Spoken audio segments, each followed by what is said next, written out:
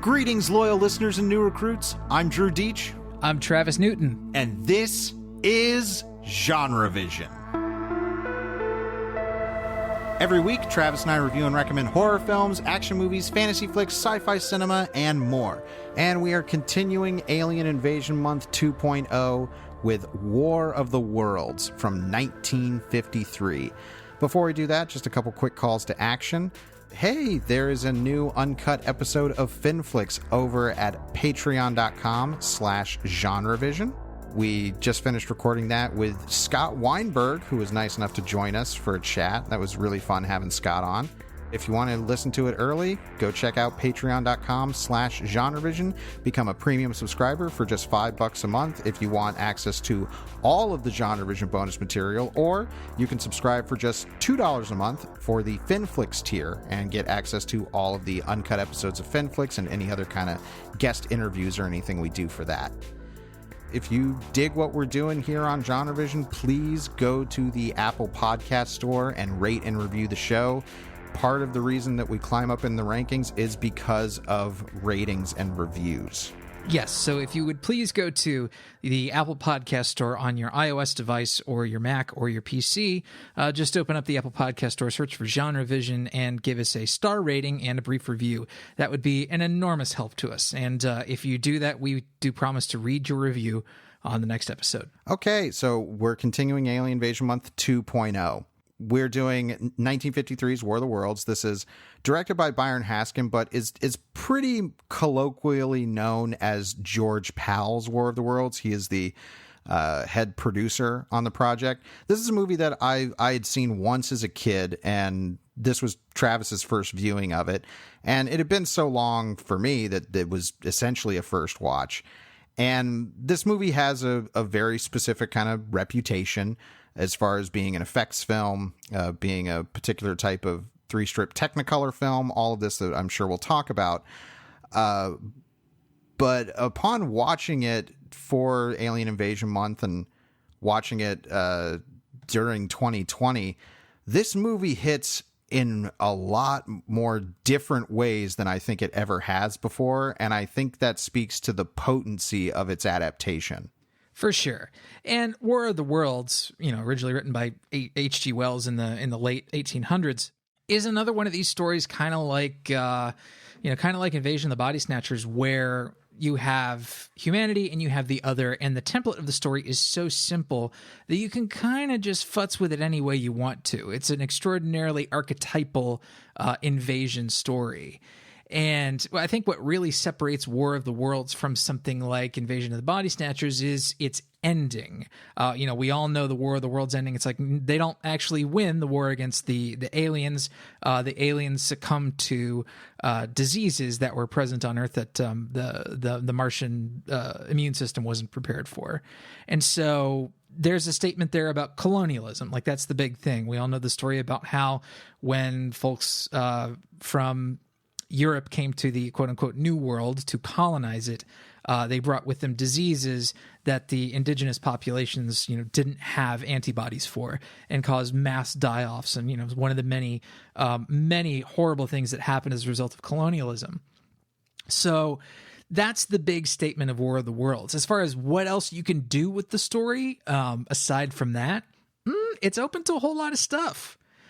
Since this one came from the 50s, obviously, the atom bomb was on everybody's mind. Yes, there is, like a lot of 50s movies, a lot of talk about atomic power, and eventually we do get the bomb dropped at one point. But more so than that particular fear, there is a progressive tone, and I don't mean progressive politically, I mean a progression, rather, in this version of War of the Worlds tone that goes to some pretty surprising and shocking places. The story starts off with narration from the great Sir Cedric Hardwicke, who is pretty much reading directly from the H.G. Wells text, and is setting up the Martians, who I'm going to butcher this, but, looked enviously upon Earth and decided to show up and invade us. this all takes place in I believe, kind of a rural, I can't remember exactly what state this all goes down in. Rural California. It is California. Okay. Yeah. This is kind of rural California. You know, there's a local square dance going on at one point. It's the way they try to distill sort of small town America in this movie is pretty pretty indicative of what's on the film's mind. We start off in, with some object falling from space over small town America, and it lands in the hills. And of course we have, the population of folks who are going to go see, what it was that landed, and, who they choose to show up is, pretty indicative of, what kind of folks they're sampling as, American archetypes. Yeah. So there's some good humor going on here in the opening. Nothing that I would say is necessary, but it sets a particular tone. But more importantly, we have this opening sequence of shots of space. In fact, we should start with the beginning. Yeah, it starts with a newsreel. It starts with a black and white newsreel talking about World War I and World War II, and setting up that, now there would be the War of the Worlds. And it's a very clear mission statement on what this movie wants to achieve, because we have this black and white grainy newsreel footage. And then once the narrator says the War of the Worlds, we smash into these credits that are just blindingly red and green and blue. And it is such an obvious mission statement of, this is going to be like the Wizard of Oz of alien invasion movies in terms of pure aesthetic. Yeah, this was kind of a tech demo movie. And what it was showing off was 3-strip Technicolor. This is a photographic process specifically designed to be an attraction all on its own. It was at the time a cinematic gimmick in a way. And then, there were, later on as, Eastman, Kodak prints became available, it actually kind of degraded the way the film looked. The effects looked worse. And so the film's reputation kind of suffered as a result. But in its original 3-strip format, it was designed to be a blindingly colorful movie, like you said.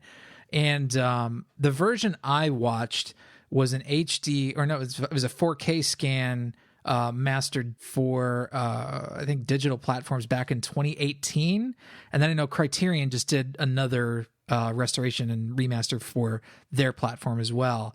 And I'm not quite sure how those two things differ. I know the one that was done in 2018 for digital platforms was Dolby Vision certified. And I can vouch that it looked good. Oh, the version that we watched looked fantastic, because this opening after the credits, in which we get this narration and we see all of the space vistas and these I love that these stars in space are even like, red and yellow and blue. It's not just a bunch of white. Like, they are making a pointed statement like, this is going to be colorful. Everything you see in here is going to be colorful. I applaud that mission statement. And it's executed extremely well in this opening in terms of getting you into a mood and getting the movie moving, because this movie does not waste any time. No, this film is really, really short, actually. It's, 86 minutes, 84 minutes, something like that. So the pacing is actually super rapid. Really, one of the slowest things that happens in the movie is you get the newsreel intro, and then you get the long narration intro of all the space vistas. It's incredible space vistas. But once we arrive on Earth, this thing moves. It's trucking. So we have one of these objects fall into rural California, and immediately people are, coming out like, let's see the meteor. And I like that the movie is definitely aware that it's not just a big action spectacle. We're going to get to that. But even early on, there is commentary going on about humanity in this movie. When the object arrives, a bunch of people are talking about, how can we make money off of this? They start talking about, setting up lines and serving food. And then they're like, well, we could put out picnic tables. And one of the onlookers, who's, some city figure, town figure, says no, then they'd bring their own lunches. Yeah. I mean, we see this kind of stuff show up in so many movies as pretty obvious commentary. Like, even when we did Alligator for Finflix, it's like, oh, come see the giant alligator, and the alligator merch stands shoot up. And it's one of the sort of go-to criticisms of American capitalism. Yeah, and it's exactly what it is. It's like, how can we make money off of this thing that we are eventually going to find out is not something we can control? Right. And so we have a doctor come into town whose name is Clayton Forrester, who's also, I believe this is the inspiration for the character on Mystery Science Theater 3000's name. Yep. And he is played by none other than Gene Barry. And my God, this man is 100% grade A, USDA approved beef hunk. Oh, total hunk. A 50s man who doesn't smoke. Ooh. Yes. His glasses are very hot as well. that too. I mean, here's the thing is that It Came From Beneath the Sea for Finflix, and our square-jawed American hero there was a man of the military. He chain smoked like crazy. He had a very craggy face, which was very popular at the time. Yes, and he had totally passable 50s misogyny or sexism going on. And that's not really the case with Dr. Forrester here. When we first meet him, he is talking to one of the locals, who we find out her name's Sylvia, played by Ann Robinson. And she's very enamored. She talks about, oh yeah, this Dr. Clayton Forrester's supposed to be here, and he's all this, and Forrester is kind of playing coy and not revealing that it's him, and he eventually does. Yeah. And yes, at one point she offers him a cigarette, and he says very pointedly, "I don't smoke." Yeah, he's sort of casually real bougie.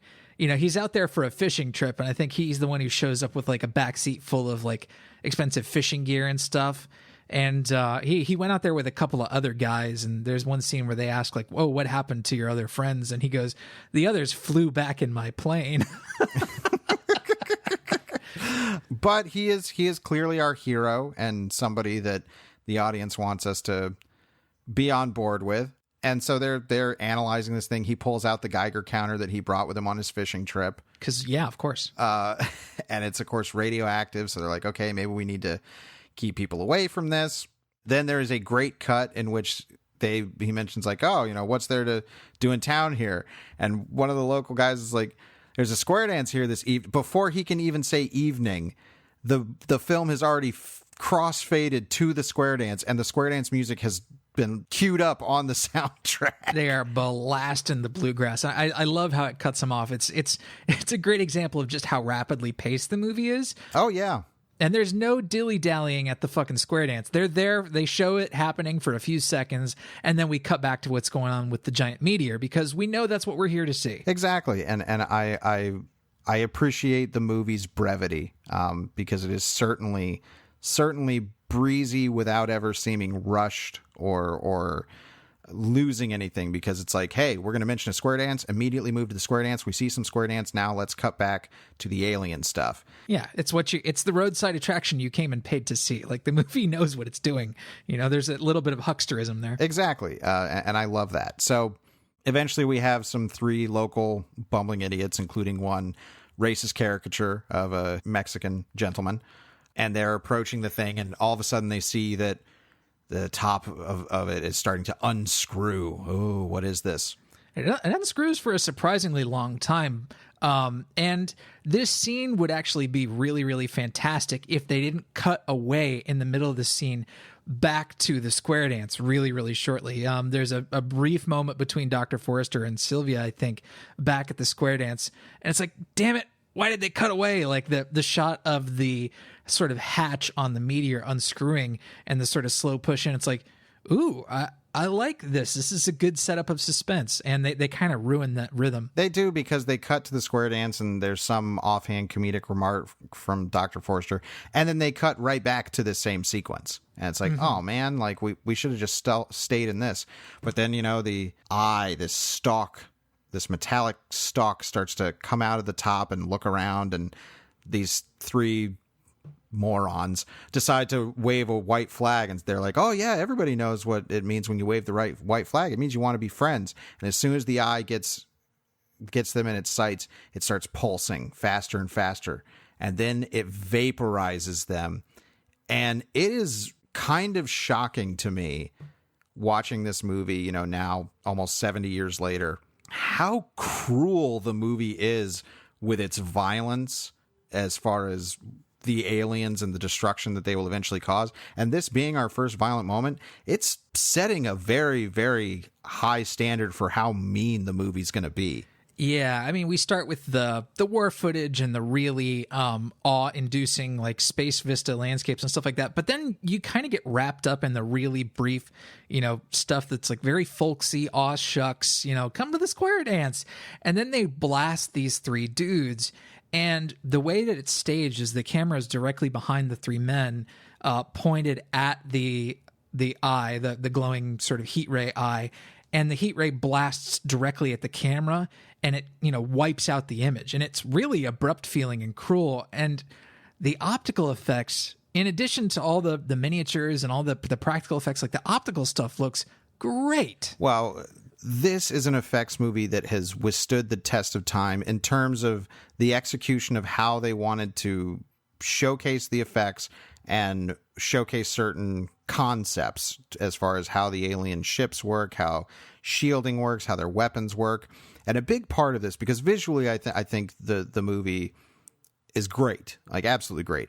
But I think the master stroke of this movie in terms of the aliens is the sound design. Yeah, the sound is incredible.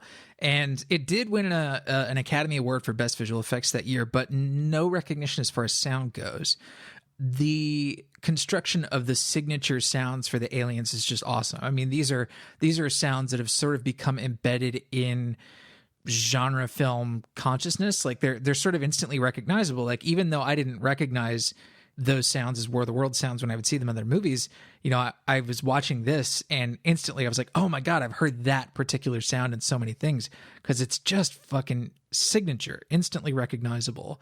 And they have 3 or 4 of those kinds of sounds throughout the movie. I mean, just wonderful stuff. The pulsing of the eye, the way the ray gun shoots, the sound of this movie is almost instantly iconic when you hear it, because like you said, you've probably heard it in other things before, but it is so distinct. It is as distinct as the sound of a lightsaber or Godzilla's roar. Yes, it is that specific that I will forever have those sounds burned upon my brain. And understand, like, this is all going down, and of course it blacks out the power at the local square dance, which is just monstrous. Some sort of EMP thing, magnets stop working and suddenly all the compasses point toward the meteor. And we are 20 minutes into this movie and it is kicking. It is kicking, and it really doesn't take long to go from this to the military showing up and be like, okay, well, how do we kick this thing's ass? Because, I mean, like, just after this, we start to hear that other meteors are landing and like, okay, yeah, all the aliens are starting to show up. The next big sequence after this, I believe, is the whole sort of, first time the military confronts the aliens and, the military thoroughly gets its ass whooped. Yes, and this is when we get to see the full alien ships, which it's interesting.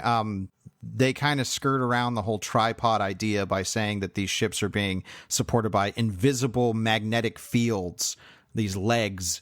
And it's like, as much, as far as if you want fealty to the source material or whatever, screw it. These alien ship designs are phenomenal. They're awesome, and it kind of solves a problem that was presented in the original text. Wells's story, both in its original serialized format and then the full novel, describes different vehicles that the Martians have. They have flying machines, they have digging machines and stuff like that. This is the fighting machine. Yes, which most, the thing that they're always called is the tripods. Sure. And this, they're like, nope, we're just going to condense all that into these particular flying saucer images, which, because flying saucer was a term that at this point had infiltrated the pop culture pretty widely. So people understood this being like, this design is so brilliant because it's alien and familiar enough.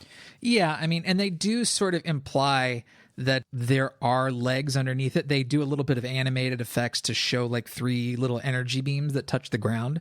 Again, fantastic optical effects. They always look good.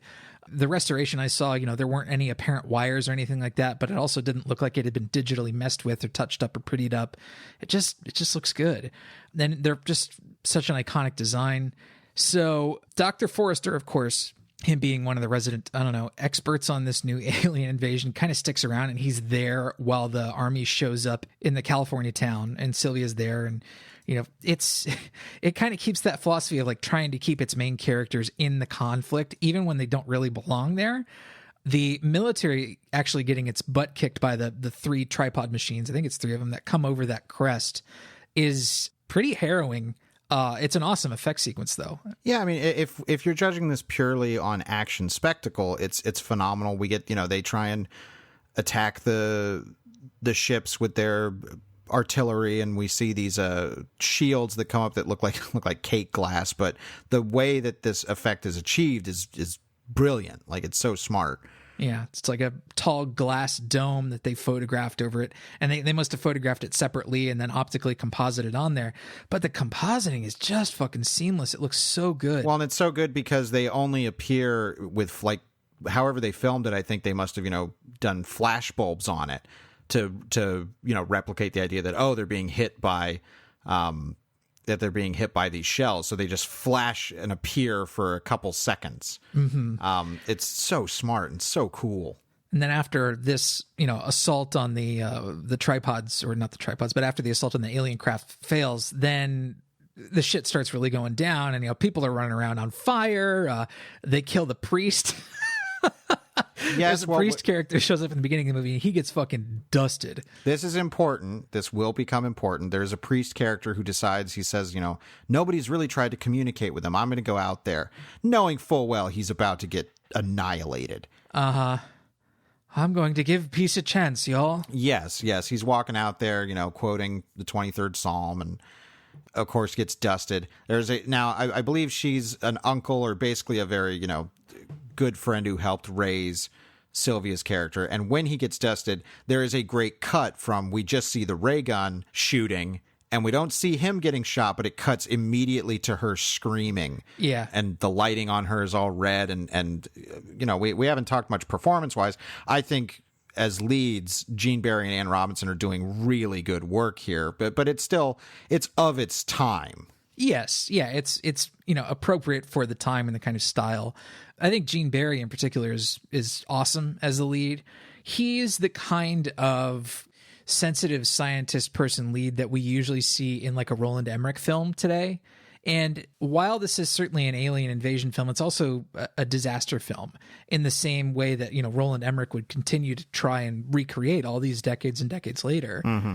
The ending to this sequence is, again, another incredible shot. It's like the head military guy in charge at that particular, operation. He runs up to the camera, he gets alien raid, and his whole body sort of flashes out of existence, but you get a peek at his skeleton inside. And what could be really, really goofy actually ends up looking like a really fantastic effect. Obviously we're viewing this through a 1953 lens, or as much as we can, but like, it looks fucking awesome. It's great. It looks great. I mean, it had to have been an inspiration for Alex Cox when he shot the opening of Repo Man. Mm. But that version, that take is even more cartoonish. This does it just subtly enough where it's like, ooh, this is all working. And it's because I'm sure a lot of people can view this version of War of the Worlds and only see it through it's a hokey old movie thing. But they would be losing a lot of what I think works about the movie, because this movie, as much as it is wanting to be big action spectacle and an effects showcase, it is also purposely being extremely bleak. Yeah. It's a mean movie. After it gets the sort of hokey, small town America stuff out of the way, it really makes a point of sticking it to these characters. After this military operation fails, Dr. Forrester and Sylvia try to escape in his, other plane, I guess. Their plane crashes in a field. They find their way, I guess, the next morning to a local farmhouse, and they break in, and they're just like, well, we're hungry, so we're going to eat. Yeah, and this was a moment where you had mentioned that you felt that the romance wasn't really working. And I don't totally disagree, but I also think it's functional, especially for the era. It's on the better side of like bad 50s romances. Because like you and I did, it came from Beneath the Sea. And I was like, oh, this romance is like awful, very, very grating. And this is nowhere near that bad. No, I think, again, Gene Barry and Ann Robinson are doing really good. And this idea that they're kind of being vulnerable as far as sharing, what their experiences are. And Ann Robinson talking about her feelings towards the priest, who she called her uncle, who may have even been her uncle, I don't know, but she called him that. Yeah. It's vulnerable as you can get, I think, in kind of 50s mainstream cinema. But who cares about that? Because another meteorite is about to crash into this farmhouse and show us an awesome miniature shot. Yeah. Oh, man. So the super wide shot of the field with the farmhouse and the huge meteor sort of, impacting the ground and sort of pushing up and into the farmhouse and like half knocking it over. Awesome shot. I don't know how many takes it took to get that exactly right. If they did it right in the first take, I'd be fucking surprised because it's perfect. It's beautiful. And then this ends up, we covered the Steven Spielberg version of War of the Worlds when we did it, I believe, versus Minority Report. And this is the sequence that is directly, and I don't know, I'm not familiar enough with the H.G. Wells source material, but this is clearly a sequence that Spielberg wanted to replicate in his version. Is in this crashed farmhouse, all of a sudden an alien searching eye stalk comes through and it opens up and we see red, blue, and green lenses inside of it and it's looking around for them. This is super cool, and it's when the movie... I mean, yes, there was action and sci-fi spectacle and disaster stuff. This is when the movie goes for horror. Yeah, the search around inside the sort of busted up farmhouse it's something that the Spielberg film managed to recreate and kind of build on in interesting ways. But when you look at this version as sort of, the originator of all that, you're like, oh, okay, I see why they were trying to recreate that sequence with such care in the Spielberg one, because like this sequence rips. It's totally cool. Well, and it's a build to our first real reveal of the Martians. Yeah, which there's a really fantastic jump scare where you don't know you're seeing the Martian in the frame quite. There's other different sort of shapes in the wreckage of the house, and then you see one of the Martians sort of move back out of the way. I was like, whoa, okay, yeah, there he is. Well, even before that, the characters are looking like outside a window, and we see this shadow start to move across the wall. And it's this, and you're like, oh, this is it. This is the monster. And it's like, oh my gosh, this is such great monster movie making. And then there's a wonderful shot of an arm, a hand coming up into frame and touching Sylvia on the shoulder. Yeah, I mean, the hand is sort of a classic Alien design, long, skinny fingers and then sort of suction cups on the end of the fingers. But the way it's staged is pretty much perfect. And, it should be noted that both Byron Haskin and George Pal were effects artists. They worked on movies, whether as producers or directors or effects artists, to be the effects men. This was their, bread and butter. This was made to be, in many ways, an effects showcase film. With Haskin and Pal working on it, there's no way it wasn't going to be. These guys aren't going to sit around and make a parlor drama. This is going to be a big effects spectacle. And the way they're able to really lovingly shoot their creations is so apparent. Like, this is just one of the best effects films of the 50s. Oh, no question. I think this is clearly, just legacy-wise, become Haskin and Pal's opus. Like, this is mostly remembered as a big effects film, and one that has gone on and continued to inspire similar sci-fi action disaster movie stuff to this day. But and that has all been, that kind of critique of it has all been very well documented, and we're even doing it here, saying it's like, yeah, like I can't think of an effect in the movie that didn't work for me. Yeah, there's nothing in the movie that I thought was, poorly executed or corny or cheesy. It was all really, really beautifully done. They eventually do make it out of the farmhouse, and we sort of jump ahead in the story. There is another section of narration where they talk about, this city has fallen to the aliens, and this city has fallen to the aliens, and the aliens are landing in places that have more than just white people in them now. Yes. Because when it first starts, it's all like, yes, places white people live and we'll have heard of, and then we get back with our military characters, and they're sort of in the war room. There's a big map, and they're pushing figures around on the map, and here's where the aliens are, and here's where we're going to meet them. And of course, the U.S. now and in Washington, D.C. is like the last bastion. It's then that Sylvia and Dr. Forrester show up looking like they've just escaped the farmhouse. Even though I believe it's said that this is weeks later. Yeah, or it feels like weeks later with the amount of sort of ground they cover. It's a little bit of a weird edit. the way that they're trying to say like all of this stuff has happened, and then Sylvia and Sylvia and Forrester, maybe even in their same costumes. I love his bolo tie. They walk in and they're like, okay, here's what's going on. Well, and of course it eventually builds to, all right, we've tried everything, nothing's working, we have to drop the A-bomb on them. And this is directly stolen by Roland Emmerich and Dean Devlin for Independence Day. This exact same beat happens, and there's some wonderful archival footage of the Flying Wing taking off and flying around, which is the big airship that's going to drop the bomb. I don't care about military technology, and especially military aircraft, as being cool. It's never been something that appeals to me. But this footage of the Flying Wing, I was like, this is cool. Yeah, no, it was classic sort of almost kind of proto space age design, where aerospace engineering sort of took a turn into the more fantastical designs. Yeah. And it was cool to see that. And it's just great looking footage.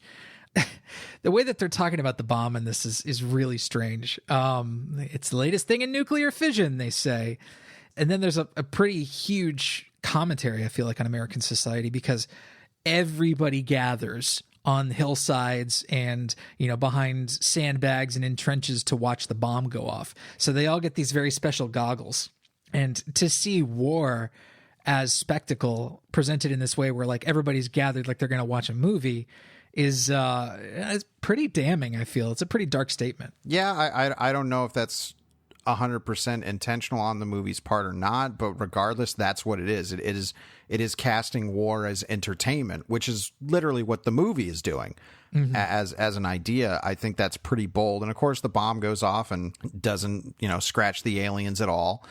And this is when a turn happens, because this is a point where the movie says, the military is not going to save us. We have to rely on science, because they,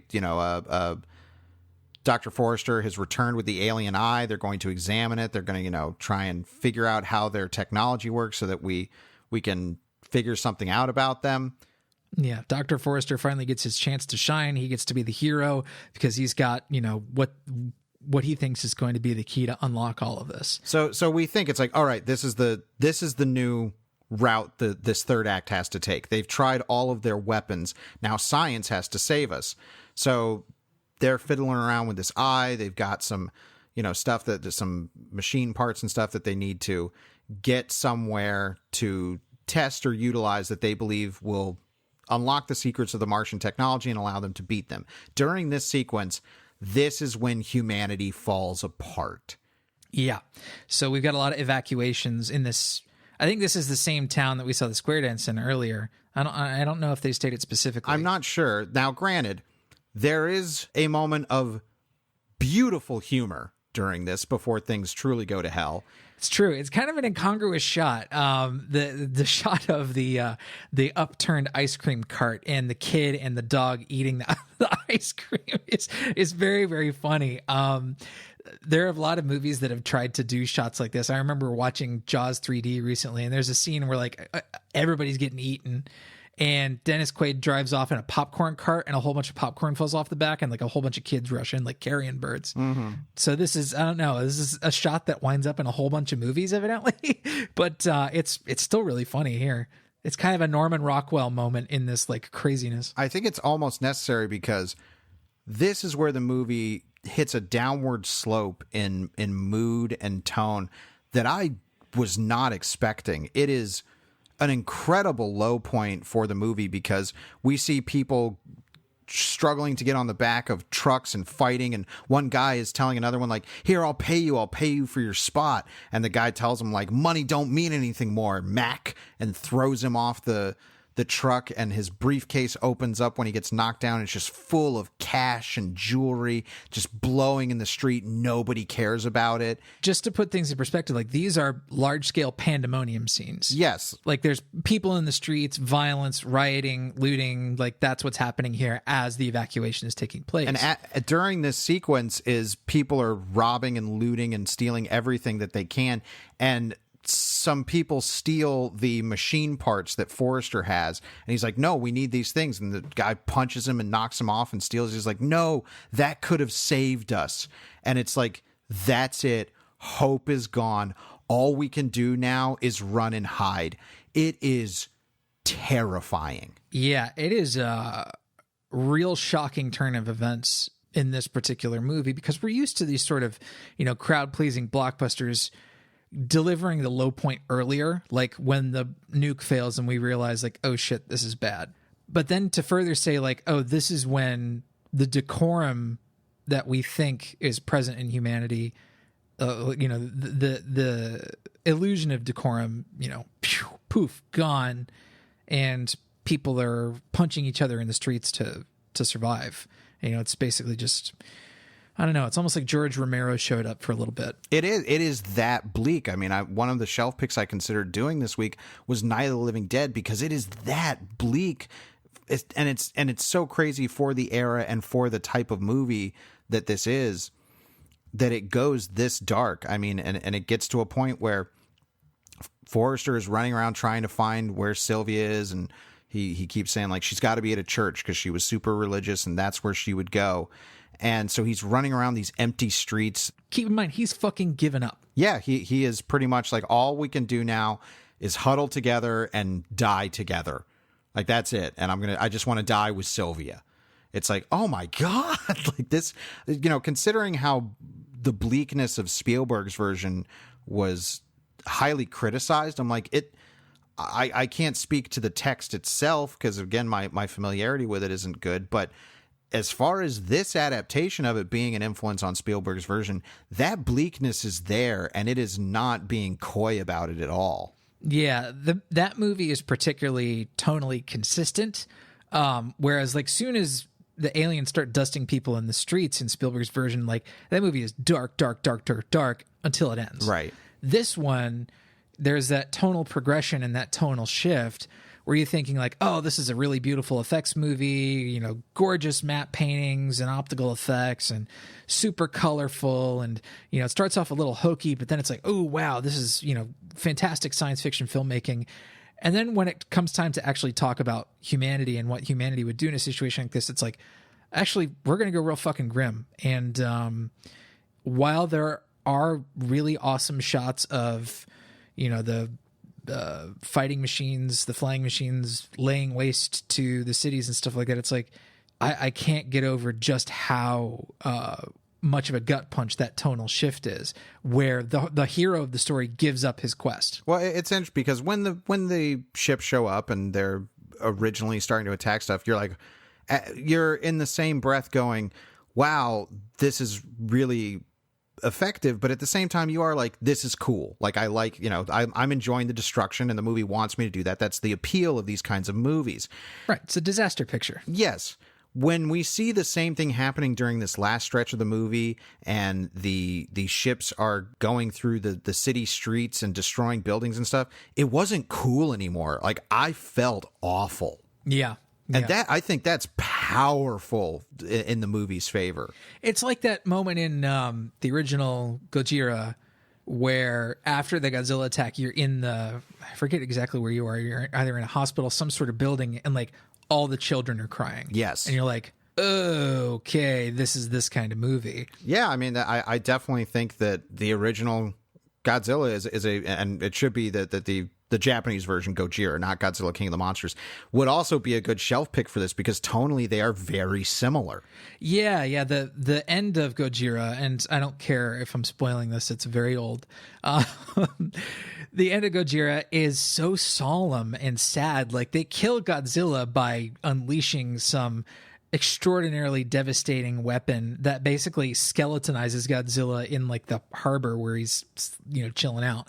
It's not like they rush in at the last moment to kill him before he stops, smashing people in the streets. It's like, no, there's like this funereal feeling to the entire sequence where they go and they drop the super bomb in the bay, and he's fucking dead. And the movie is lamenting the villain at that point. It's so strange and really, really memorable. But this story has an equally sort of odd ending that sort of delivers on the offbeat. And it's a Deus Ex Machina ending. I mean, literally. Yeah, I mean, the presence of God in this particular Deus Ex Machina is pushed really, really hard to the forefront. Like they run to the church, and this is the sort of last stand for humanity. You know, this is the movie statement saying like religion's the last thing that these people have to cling to. Yes, well, because Forrester goes to another church and he runs into some other acquaintances that he knew at the time and is like, oh, where's Sylvia? Is she here? No, she's, you know, this is what happened. We got separated. And he eventually gets to the church that she's at and is trying to push through the crowd to get to her. There's an awesome pair of shots in this where we're seeing, I would love to know the figure that's in this stained glass, because I bet that would add some good film theory to this moment, is that we see through the stained glass the explosions outside, the colors of the explosions, and then the stained glass gets blown into the church. It is such a powerful image. And just before the ships can get to this church and blow it up, they start falling and deactivating. And eventually, because this is from the source material, it turns out that germs that we as humans have become completely, you know, immune to over the course of our evolution ended up being fatal to the Martians and killed them. And I believe this is also in the text, because again, we get some of that Cedric Hardwicke narration talking about, you know, God in his infinite wisdom put those little microbe creatures here on this planet, and they're what ended up saving us. So thanks, big man. The power of God is invisible. You can't see it, but you know it's there because it saved your sorry ass from the Martians. Amen. That is literally how the movie ends, is everyone, like this giant sea of people chanting amen. Yeah, well, it's this big choral hymn that on the score that ends that. You know, it's how much more fucking direct you want to be. And here's the thing: I'm not going to get it. You know, if that's your thing, you know, belief in God, that's your thing. I'm not here to challenge that. And that is something that is in the text. Like I think it's actually an element that almost needs to be completely reworked and reconfigured for any future version, because plotting wise, yeah, it is just like, well, God saved our bacon at the last minute. Mm-hmm. And it does. And it's extremely abrupt because the movie's over. As soon as they're dead, it's like, yep, microbes killed him. Amen. Paramount. Fade to black. Yeah. It does. By no means, it doesn't discard everything great that came before. But as an ending, it is just like, well, I knew that was coming because I know that's the ending of the story. But even so, it's like that was it? God? Yeah, I mean, the religious part of it is my least favorite part, simply because like I'm not a religious person, and the movie's sort of making a statement that people will cling to God as their sort of last bastion of hope, and then delivering on that is like, yes, God is great, isn't he? Movie over. Obviously, as a person who's not into God, I'm going to be like, yeah, whatever, bro. Well, yes, that I echo your sentiments in that regard. But removed of that, just from a storytelling point, like you said, it is a Deus Ex Machina in the grandest fashion, and there doesn't feel like a particularly good resolution between Clayton and Sylvia. Yeah, there needs to be more of a denouement after the realization that the Martians be dying. But all that said, it is still phenomenally crafted, and for how bleak it goes, I almost want to commend it, because I think it's something that I don't see talked about a lot in regards to this movie. I just see it's like, yeah, the special effects are amazing. But since this is an Alien Invasion Month 2.0, I do want to talk about the allegory, the metaphor of the aliens, because when we talk about these movies, 9 times out of 10, unless you're extra, the aliens are supposed to symbolize something else. Mm-hmm. And for this movie, considering the way that it ends, I feel like the Martians are kind of cold atheists. Maybe. I mean, and God punished them. The only intention for the aliens that's ever drawn out is, I believe, something that was inferred by Wells in his original text, and is like, oh, the aliens wanted for resources. Yes, which again, I don't think the colonialism aspect is present at all in the 1953 version, because that's never really explored. The aliens' motivations are just, you know, only talked about in the narration that's from the text. Like, hey, they didn't like Mars. Mars sucks as a planet, so they want Earth. They want what we got, which is that good life. And so and the other thing, of course, being that the Martians are totally alien. They don't speak.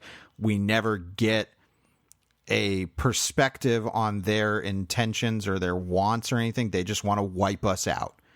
And in a way, that's why I think Emmerich and Dean Devlin's Independence Day feels like the closest to this, where it's like there is no sympathy for the aliens. They are just invaders that we need to kill. But where that movie showcases military exceptionalism and everything, this movie cuts all of that off at the knees. I mean, to a certain extent, I think it's, the degree to which we see the military's ass get, totally kicked is pretty defining for, this movie's take on everything. But I think the whole motivation of like the aliens have come to invade America because it's, the perspective was shifted away from Wells's own England in the original text to, taking place in America. That perspective shift, I think, is really, really important because they were making a movie for American audiences. Sure. And it's a Hollywood picture. It's Paramount. And being the 50s, I'm sure you can just like, well, the red aliens, like from the red planet, I mean, communists. Well, they make a big point. I mean, of course, Wells's story did this too, but like they make a big point of like, these are from Mars. And we're like, and you know this how exactly? Yes. But I mean, I think considering making, the Martians themselves are red-skinned and which could, for American history, offer a totally different read. But I definitely think for its particular time period, that feels like, because whenever you have invaders, it's like, what is this force that is invading us, that's coming into our home turf? And when we've done stuff like we did Body Snatchers, there's so many kind of clever, insidious directions you can take that particular metaphor. Whereas this, I feel, is a much more kind of one-to-one kind of ratio of it's like, no, it's literal invaders that we're afraid of.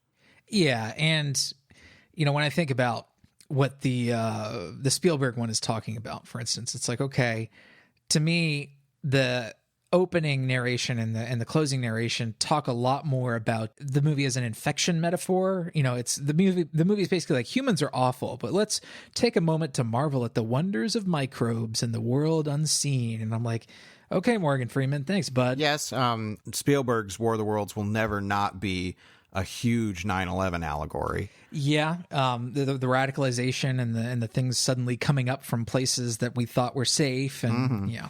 But with I think the 50s version, the focus, especially on the color red, there's a lot, the Martian ships are kind of copper colored.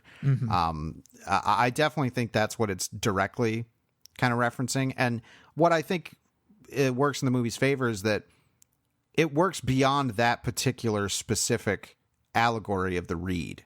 Yeah. Like you don't need to be like, well, yes, it's communists and that's what we need to be scared of. It's like, actually it works more just, I think the other things it's commenting about, which is like, like we've talked about capitalism and the idea that humanity probably is at its worst in times of crisis. I did not need to see that considering the year that we're recording this episode in. Yeah, it was a tough watch. It was definitely a slap in the face. Yes, and then for the big saving grace to be like, don't worry, God's got your back. It's like, oh man, I knew that the microbes were going to kill them, but really, even so, this is a deserved classic. We're not, rewriting the book in that regard on this movie at all. But I think the thing that I took away from it that I have not seen is that, like, wow, this is a lot darker, especially considering the era, than I think anybody I've seen kind of focus on when they talk about this movie.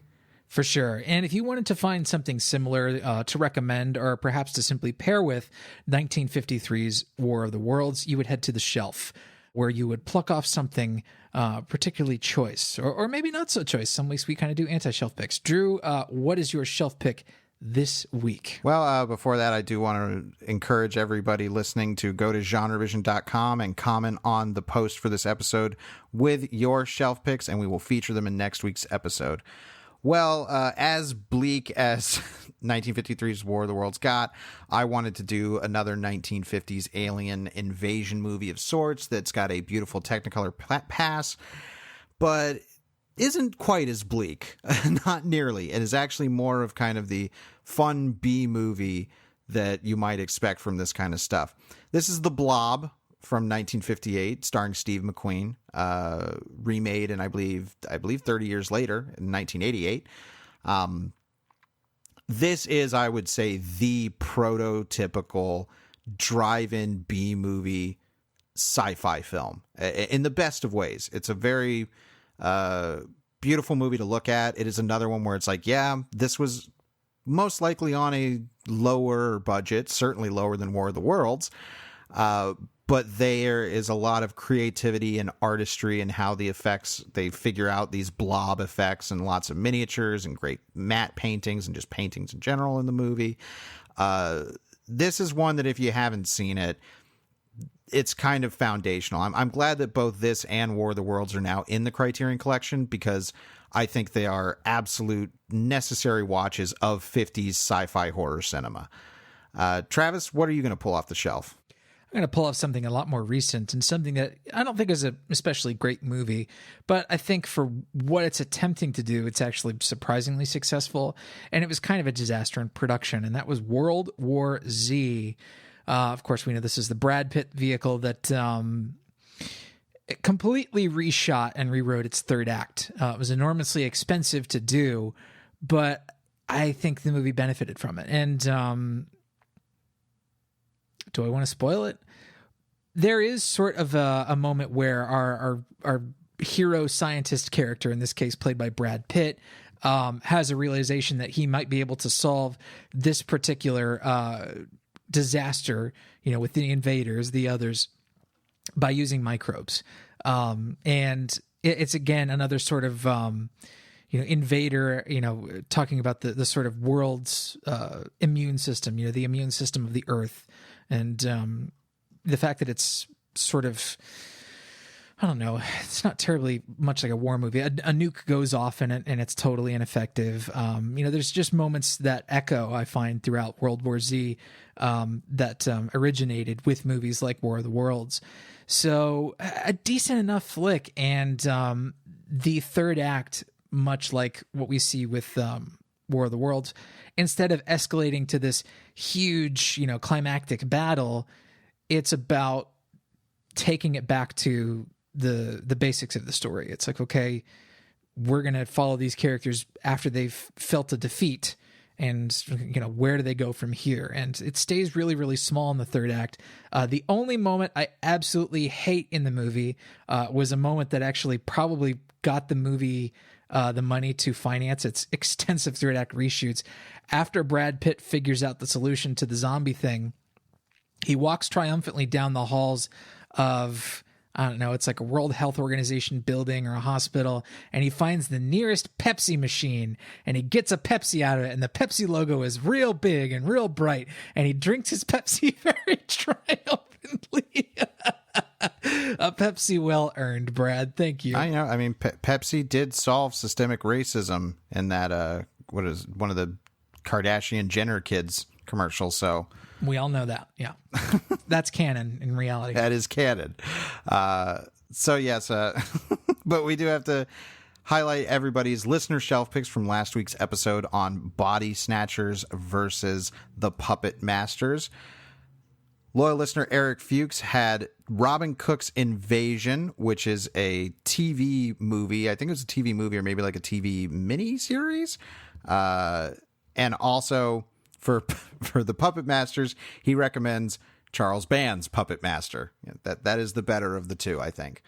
Mr. Milksteak had also two shelf picks this week with The Arrival and The Faculty. Which, if we do Alien Invasion 1 3.0, those are definitely big-time contenders. JT went with The Stepford Wives for Body Snatchers and Starship Troopers, because there's always a reason to recommend Starship Troopers, and I couldn't agree more. And finally, Nicholas Audison recommended a movie called The Unknown. Let's do some currently consuming. Nom, nom, nom, nom, nom. Travis, what's been on your plate?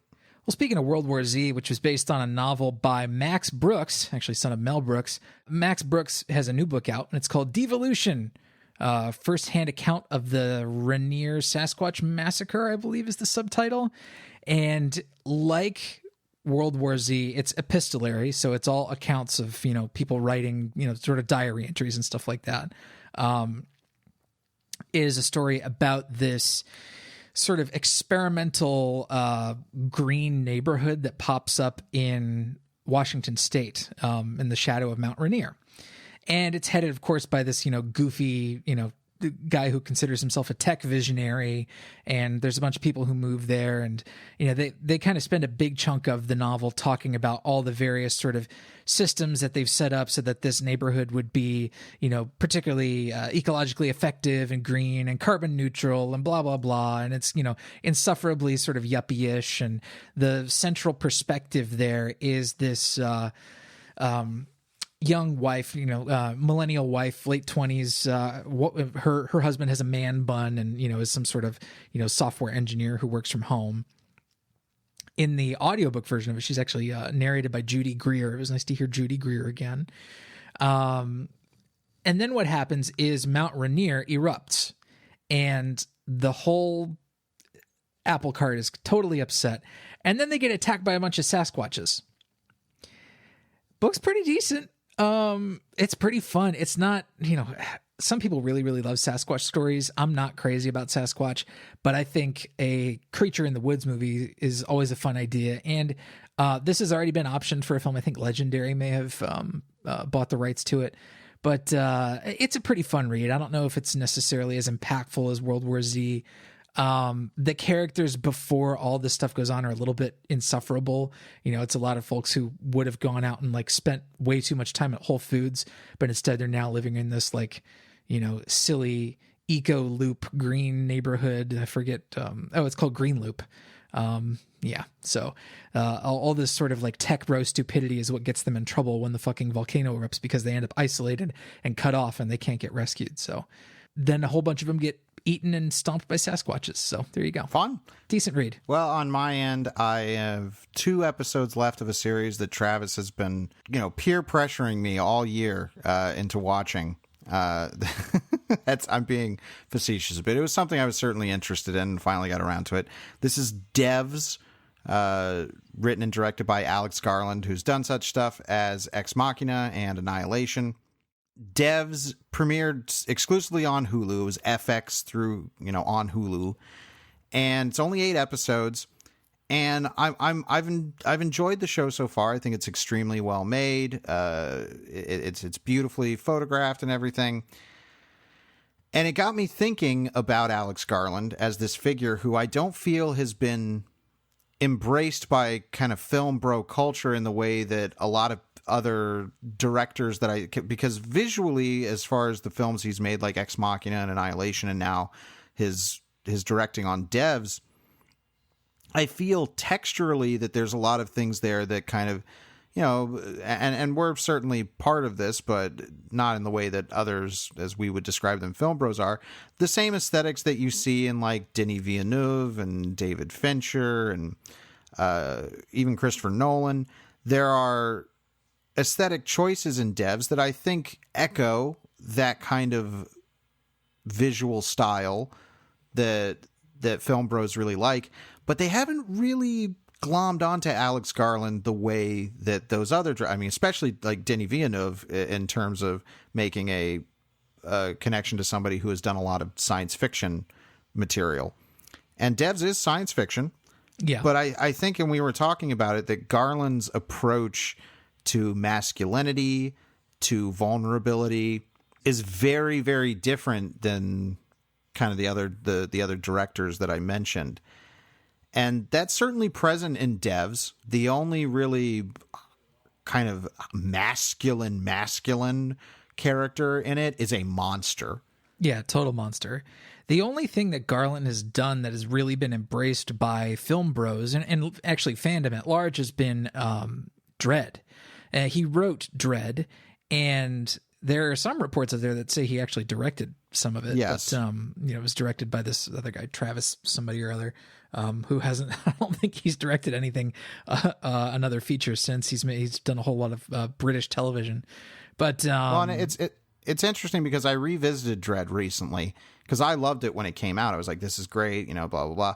And I watched it now and I'm like, yeah, I don't know if this works in terms of wanting to be a satire. And that I found out that was actually a criticism that ran through contemporary reviews of it, that it was like, yeah, it works as far as action and everything, but it kind of loses the deliberate satirical edge that the source material has. And I wondered if it was, if Garland, because Garland has, that screenwriting credit on it, if that was kind of lost in translation somewhat, or if it was something that they deliberately kind of wanted to avoid more and just kind of tell a pure self-contained Judge Dredd story. And I think it's one of the reasons why Garland doesn't really talk about Dredd. I think he views it, I mean, obviously it was somewhat, I think, mishandled in distribution and marketing, but I also think he's not interested in telling those kinds of stories once he has kind of the creative control we've seen that he's been given with stuff like Annihilation and now Devs. The introspection of Devs and the kind of philosophical debates that it's having with itself are extremely stimulating, but there is no, this is so niche as to be like a niche of a niche as far as recommendations go. Yeah, I loved Devs, and I watched it week by week as it came out. But it was only released to Hulu through an exclusive deal with FX. And it wasn't a Hulu original. It was an FX on Hulu exclusive. So Hulu didn't promote it a whole bunch. FX didn't promote it a whole bunch. I kind of got the feeling that there wasn't going to be, or I bet they kind of got the feeling that there wasn't going to be a huge audience for this. And they were right. They kind of, that was sort of a self-fulfilling prophecy because they didn't fucking market it. But yeah, I see what you mean in that it's like, okay, this isn't going to really hit with a lot of people.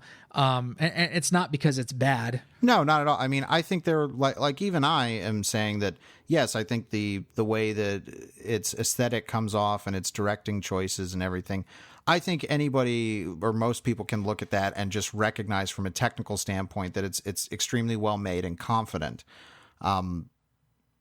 But the way the story is being told, there isn't a lot of big action. That this feels like hard science fiction storytelling. Mm-hmm, it is. And I think that is always going to be extremely niche, because even what you could call action that we get in the show is not what, a lot of people are going to consider action in kind of mainstream popular art.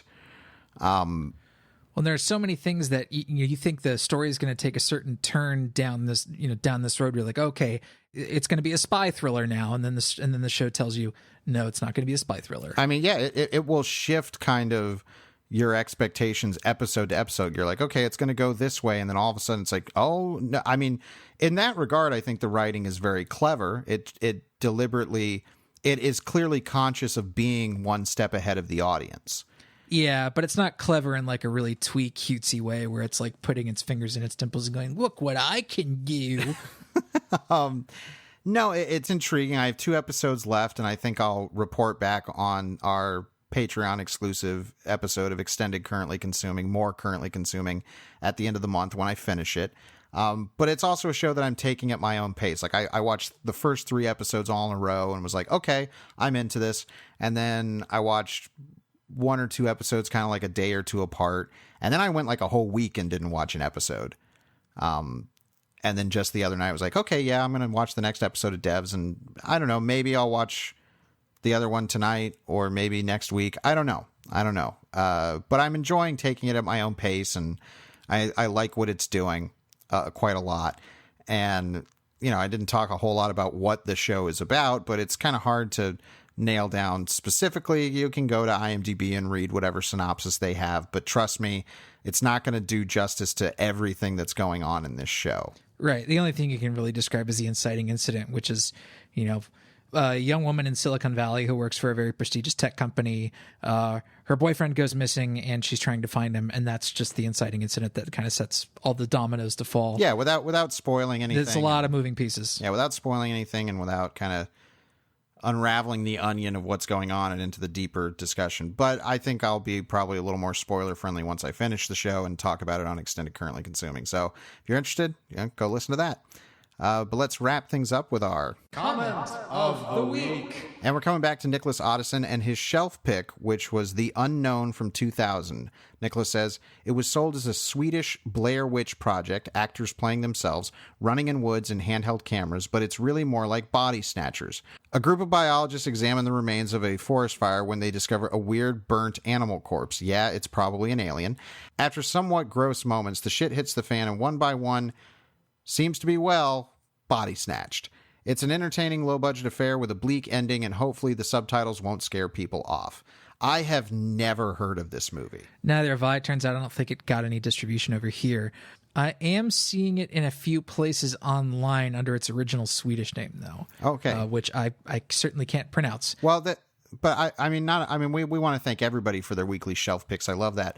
But this is one that we wanted to particularly highlight because this is kind of a what we talk about with genre vision and this idea of curation and recommendations. Like we want you listeners and ourselves to discover new things that we may never have come to on our own without someone out there turning us on to it. Mm-hmm. And this is a perfect example of this. This sounds so up my alley, and I think Travis's as well. Yeah, I actually have managed to find it on YouTube. Okay. So I will save that link, and I'll probably share it with you, Drew, and I will watch this at my leisure. Thank you so much, Nicholas. No, thank you. And this is what we want from Genre Vision. It's just more people watching more movies that maybe they wouldn't have watched on their own, or they wouldn't have discovered on their own. So that strikes to the heart of what we're trying to do here at Genre Vision. So thank you so much, Nicholas. Thank you, everybody, for your shelf picks and for being a loyal listener or a new listener. We love having you along for the ride. Next week, we will be concluding Alien Invasion Month 2.0 with our Versus episode, and this might be one of the most difficult verses we've ever done on the show. It's Attack the Block versus The World's End. I can't even begin to tell you how that's going to turn out, so come back next week and find out. As always, thank you so much for listening. I'm Drew Deitch. I'm Travis Newton. And we'll see you next week. Right here on Genre Vision.